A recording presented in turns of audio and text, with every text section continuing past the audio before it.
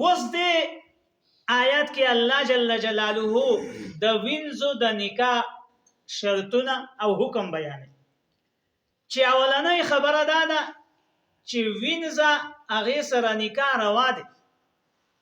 د مالک نه علاوه د بل مسلمان، خو څه شرطونه دي او هغه شرطونه دي چې د مسلمان سره د وینځ سره چې نکاح کوي نو د ال ور سره نکاح کوي چې د آزاد خزي سره نکاح کولو طاقت ده نه، ځکه چې وینځ چې نو هغه اخراجات لوکوټي کمی او آزاد خزه چې واده کوي نو هغه کې بدر نه خرچه ډیره لګي. وس قران کریم دې ځای کې دا حکم ورکوي چې یو سړی د آزاد خزي طاقت نه لري او یره د دې خبرې چې دی بچرته په نافرمانی کې پریوزیاو چې دنه به خطا کار وشي، غلط لارې باندې ولاړ شي، نو ته قران کریم وایي چې ته وینځ سره نکاح وکړه، وینځ سره نکاح وکړه چې ته د ګناه نه بچ شې، خو په یو څو شرطونو باندې. هغه شرطونه څه دي؟ چې اولنې شرط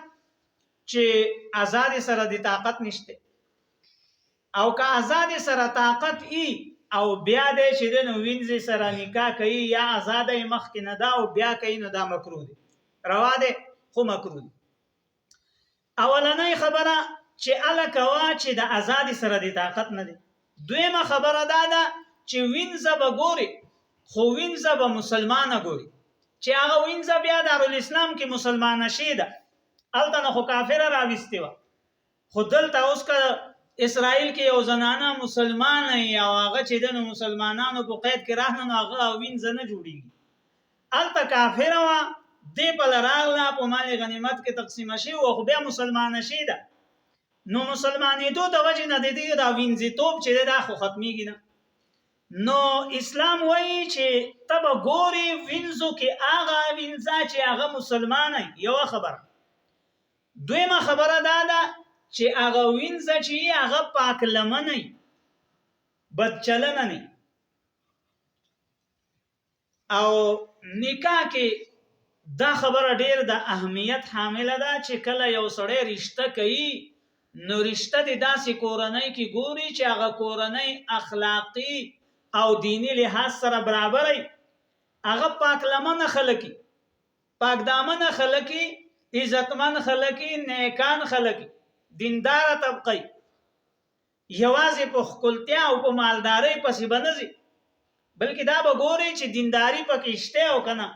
اخلاق څنګه دي، پاک لمنه دی او کنه، دا خبرې پکې کتل غواړي. دلته رب العالمین فرمایي چې هغه وینځ ایمانداري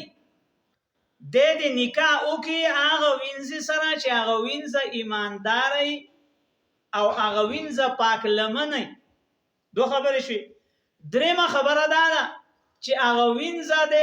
په نکاح صحیحه باندې واخلي، لکه بیګا چې موږ د نکاح صحیحه شرطونه واوري هغه باندې،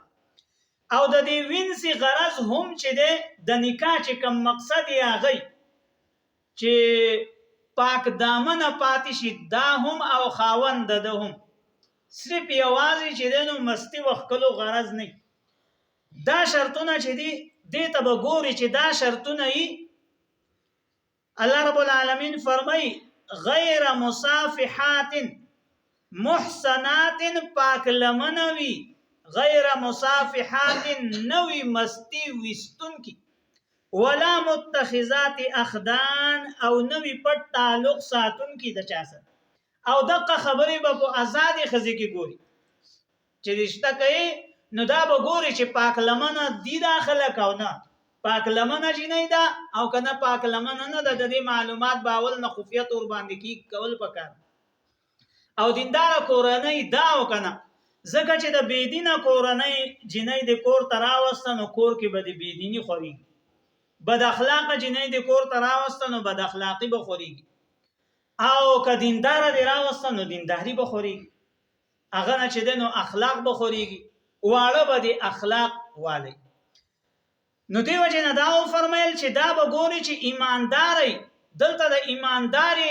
قید لګول، ولی چې کا غیر مسلمه راويستا نو په هغه کې یو سو خبرې دي چې هغه د لپاره نقصان ده دي. او دا چې قران کریم او فرمایل چې دی وینځ سره بنکاح ال کایتا چې په آزادی د طاقت نه پدې کې هم لوی خبره ده او لوی حکمت ده. هغه حکمت څه ده چې وینځ سره چې چا نکاح وکړو دا هغه وینځ چې کوم واړی نو هغه به غلامانی دا هغه سړی چا چې دا مالک ده دا واړه به دا هغه سړی غلامانی چا چې څوک چې د مالک ده چا چې دا وینځ ده دا واړه به دا هغه سړی غلامان شمار لګي. دیو جن اسلام وایي چې اول خبره دا کوا چې وعده کوا د آزادی خزیزه خو کدی آزاد بیان مونږ نو بیا مجبورن د وینځي سره وکړه خو وینځه وګوري ایماندار ځکه که ایماندار نه ونه واړه به دي ځان پسې واړه بیا به درنه کار خراب او که آزاد غیر مسلمه خزی